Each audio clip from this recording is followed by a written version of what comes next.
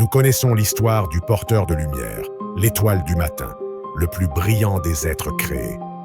Lucifer.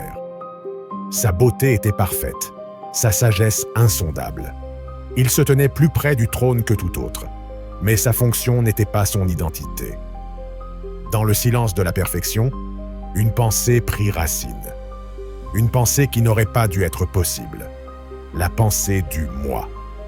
Il regarda son propre reflet dans la mer de cristal et le préféra à la source de sa lumière.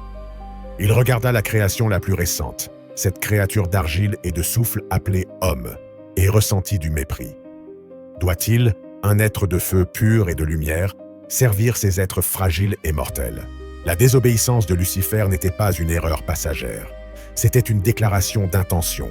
C'était une campagne politique. C'était une rébellion.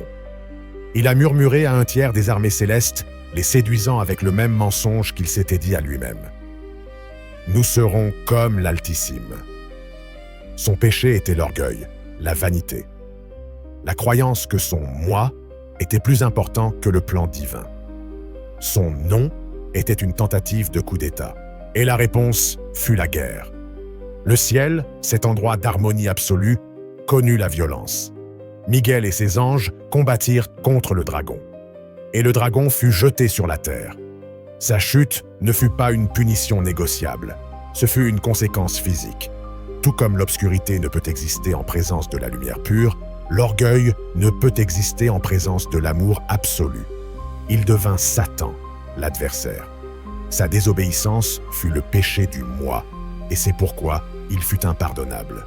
La porte du ciel se ferma derrière lui pour toujours. L'enfer n'est pas un lieu que Dieu a créé pour lui. C'est l'état de son propre cœur, le choix d'être séparé de son Créateur, éternellement. Voici la loi. C'est le contexte de toute l'existence. Les anges qui sont restés, ceux qui ont vu la chute de leurs frères, ont appris la leçon. Ils sont devenus des êtres d'obéissance pure. Pour eux, la volonté de Dieu n'est pas une suggestion. C'est la physique qui les maintient unis. C'est la gravité de leur être. Un ange ne débat pas une ordre, tout comme une pierre ne débat pas si elle tombera vers le bas. L'obéissance est leur nature. Ils sont messagers, guerriers, exécuteurs. Des flèches tirées de l'arc de la volonté divine, volant sans questionnement vers leur cible. Et ainsi cela dura des éons innombrables, jusqu'au jour où un ange fut appelé devant le trône. Ce n'était pas Miguel, le général. Ce n'était pas Gabriel, le messager des bonnes nouvelles. C'était un ange de jugement, un être chargé de la justice divine, d'exécuter les sentences. Un ange dont le visage était voilé et dont la main tenait le feu purificateur. Son passé était impeccable. Il avait été la tempête qui nettoya la terre au jour de Noé. Il avait été le feu qui tomba sur Sodome et Gomorrhe. Il avait été la peste qui passa sur l'Égypte, prenant le premier-né. Son obéissance était aussi froide et parfaite que la lame de son épée. L'ordre fut donné. Une autre ville avait atteint ses limites. Sa corruption avait monté au ciel comme une puanteur. La justice exigeait une fin. L'ordre était simple, le même que d'habitude. Va, descends, et ne laisse rien derrière toi. L'ange acquiesça. Il se couvrit le visage, déploya ses ailes et tomba de l'éternité vers le temps. Il traversa l'atmosphère comme un météore d'intention pure, invisible à l'œil humain. Son esprit fixé sur une seule chose, l'obéissance, la destruction, l'accomplissement de la volonté. Il atterrit dans la rue principale de la ville condamnée, juste au moment où le soleil commençait à se coucher.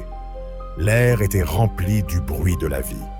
Des vendeurs criant, de la musique provenant des tavernes, l'odeur du pain fraîchement cuit et du vin renversé.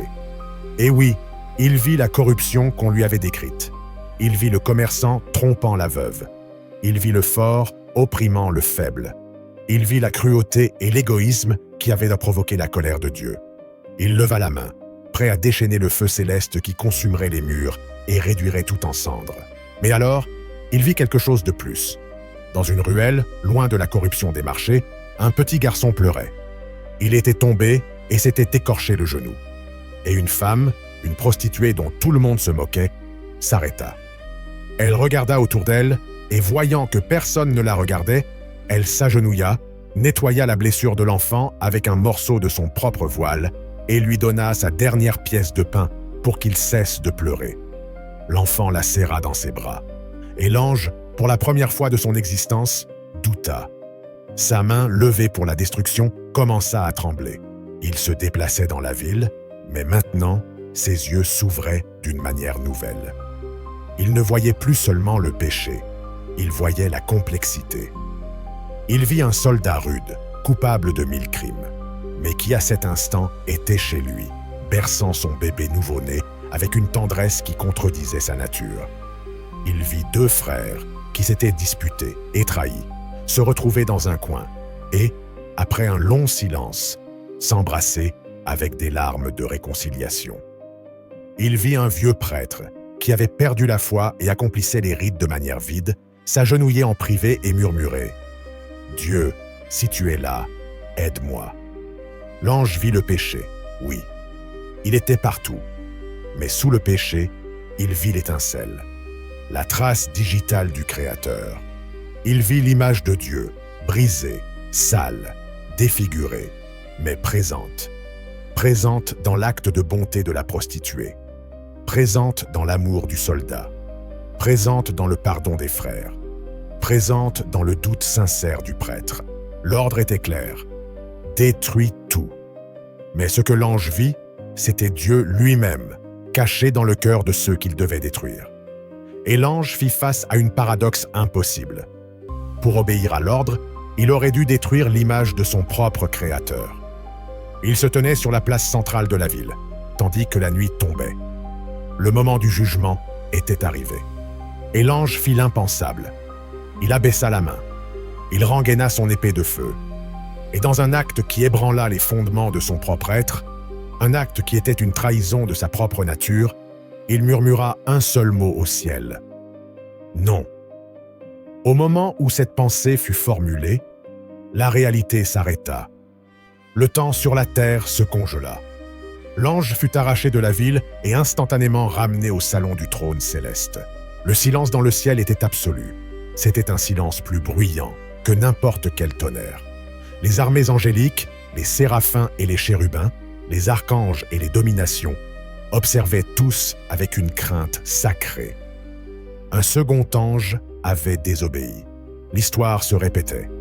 Michel, le grand général, posa sa main sur la poignée de son épée, ses yeux fixés sur le traître, prêt à exécuter la même sentence qu'il avait prononcée sur Lucifer. La loi était la loi. La désobéissance était la chute. L'ange accusé se tenait devant la lumière insupportable du trône. Il ne dit rien. Il n'avait pas de défense. Il avait échoué dans sa seule tâche. Il avait brisé son but. La voix de Dieu résonna, non avec colère, mais avec un poids infini. « Je t'ai donné un ordre. » L'ange leva la tête pour la première fois, et sa réponse ne fut ni une excuse, ni une supplication pour sa vie. Ce fut une confession. « J'ai vu la cruauté, » dit-il, sa voix tremblante. « Mais j'ai aussi vu l'amour. J'ai vu une femme partager son dernier pain avec un enfant qui pleurait. J'ai vu un père chanter pour que son enfant dorme. J'ai vu un pardon qui n'avait pas de logique. J'allais les détruire, mais j'ai vu ton reflet en eux. Je ne pouvais pas. Je ne pouvais pas détruire ce que tu aimes tant. » Un silence s'installa. L'ange avait confessé son crime. Mais son crime n'était pas l'orgueil. Le jugement dépendait d'une seule chose, la raison. Le pourquoi. Lucifer avait désobéi pour moi. Son nom signifiait « Ma volonté est meilleure que la tienne. Je suis plus important qu'eux. » C'était un acte d'égoïsme cosmique, une tentative de s'élever au-dessus de toute la création et de son Créateur. C'était un acte de haine, de mépris pour l'œuvre de Dieu. Cet ange avait désobéi à cause de eux. Son nom signifiait « Ta création est plus précieuse que mon obéissance. L'amour que tu as mis en eux est plus important que la justice que tu m'as envoyé exécuter. » C'était un acte d'empathie cosmique. Ce n'était pas une tentative de remplacer Dieu. C'était le résultat de comprendre Dieu si profondément que l'ordre lui-même pâlissait en comparaison avec la nature de celui qui l'avait donné. L'obéissance aveugle aurait été plus facile. Mais l'ange avait été infecté par quelque chose qu'il observait auparavant seulement, la compassion. Lucifer vit l'humanité et dit « Ils sont inférieurs, je ne les servirai pas. » Cet ange vit l'humanité et dit « Ils sont beaux, je ne les détruirai pas. » Le péché de Lucifer fut un acte de rébellion contre la nature de Dieu. Le péché de cet ange fut un acte de soumission à la nature de Dieu, même lorsqu'il contredisait un ordre direct. Et dans cette salle du trône, une vérité plus profonde que l'obéissance fut révélée, que l'amour est la loi ultime. Et la voix de Dieu résonna de nouveau. Et la parole qu'il prononça fut « Pardonnez ». Un soupir collectif traversa le ciel. Miguel rengaina son épée, confus. C'était un précédent impossible. Un ange avait désobéi, et il n'était pas tombé. La loi était brisée. Mais une loi supérieure avait été respectée. L'ange n'a pas été puni. Il n'a pas été exilé. Il a été ramené à sa place. Mais il avait changé. Il n'était plus seulement un instrument de justice. Maintenant, il comprenait la miséricorde. Si cette histoire ressemble à une fable impossible, une paradoxe céleste qui n'a pas sa place dans notre théologie, c'est simplement parce que nous avons cherché au mauvais endroit. Nous avons cherché un être ailé, alors que nous aurions dû chercher un cœur humain. Car ce ange désobéissant, cet archétype de l'amour qui défie un ordre divin, nous l'avons déjà vu. Il marche parmi nous. Nous l'avons vu dans le désert, sous la forme d'un homme nommé Abraham. Lorsque Dieu lui révéla son plan de détruire Sodome, Abraham n'acquiesça pas avec une obéissance aveugle. Il ne dit pas « que ta volonté soit faite ». Il fit l'impensable. Il défia Dieu. Il se tint face à la tempête qui approchait et commença à marchander. « Loin de toi l'idée de faire cela, de faire mourir le juste avec l'impie », lui dit-il. C'était une accusation audacieuse. Il remettait en question la moralité du juge de toute la terre. Et au lieu de réduire Abraham en cendres pour son insolence, Dieu écouta. Il s'engagea. Il accepta l'argument de son serviteur. Abraham agissait avec le même esprit que notre ange pardonnait, plaçant la compassion pour l'innocent au-dessus de l'acceptation passive du jugement. Nous l'avons vu de manière encore plus puissante sur le mont Sinaï. Pendant que Moïse était sur la montagne, recevant la loi, le peuple d'Israël en bas construisait un veau d'or et l'adorait. La trahison fut instantanée et totale. Et Dieu, dans sa colère, donna à Moïse un ordre. « Laisse-moi maintenant, afin que ma fureur s'enflamme contre eux et les consume. Et de toi, je ferai une grande nation. » C'était un ordre direct de Dieu. « Écarte-toi, laisse-moi les détruire. » Un ange d'obéissance aveugle se serait éloigné. Il aurait accepté la promotion. Mais Moïse n'était pas un ange d'obéissance aveugle. C'était un homme qui aimait son peuple. Et dans un acte de défi impressionnant, il désobéit à Dieu. Il refusa de s'écarter. Il se mit physiquement entre la colère de Dieu et le peuple. Et il argumenta. Non seulement pour le peuple, il rappela à Dieu sa propre réputation, sa propre promesse. Et puis il prononça les mots les plus étonnants de tous. « Mais maintenant, si tu pardonnes leurs péchés, bien. Et si tu ne le fais pas, efface-moi maintenant de ton livre que tu as écrit. Mata-me, m'abandonner à ma place. » C'était la désobéissance de Moïse. Ce fut un « non » catégorique à l'intention déclarée de Dieu. C'était un acte d'amour si profond qu'il était prêt à être condamné, à être effacé de l'existence pour sauver ceux qui avaient péché. C'était le même choix que notre ange, l'amour pour la création avant l'obéissance à l'ordre. Et quel en a été le résultat? Moïse a-t-il été jeté de la montagne? A-t-il été détruit par sa rébellion? Non. Le texte dit que Dieu a regretté le mal qu'il avait dit qu'il ferait à son peuple. La désobéissance de Moïse, née de l'amour, a sauvé une nation. Son argument, basé sur la compassion, a changé la décision divine. Moïse a agi comme l'ange qui a été pardonné. Ou peut-être l'ange pardonné a simplement agi comme le ferait un humain avec le cœur de Moïse. Il existe d'autres légendes, des échos de cette vérité. Dans la tradition islamique, on parle de Harut et Marut, deux anges qui regardèrent du ciel et critiquaient l'humanité pour ses péchés. Dieu, pour les tester, leur donna des passions humaines et les envoya sur terre. Ils échouèrent spectacularly. Ils tombèrent dans la luxure, le vin et même le meurtre. Leur désobéissance était réelle. Mais contrairement à Iblis, Satan, leur péché n'était pas l'orgueil. C'était la faiblesse. Et bien qu'ils aient été punis, ils n'ont pas été condamnés éternellement. On leur donna le choix. Une punition temporaire sur terre ou une éternelle dans l'au-delà. Ils choisirent la punition terrestre, et la légende dit qu'ils pendent à l'envers dans un puits à Babylone, enseignant la magie à l'humanité, mais aussi comme un rappel de la miséricorde. Leur punition était un choix. À Lucifer, on ne lui a jamais donné le choix. Ces histoires, ces échos, pointent tous vers la même conclusion.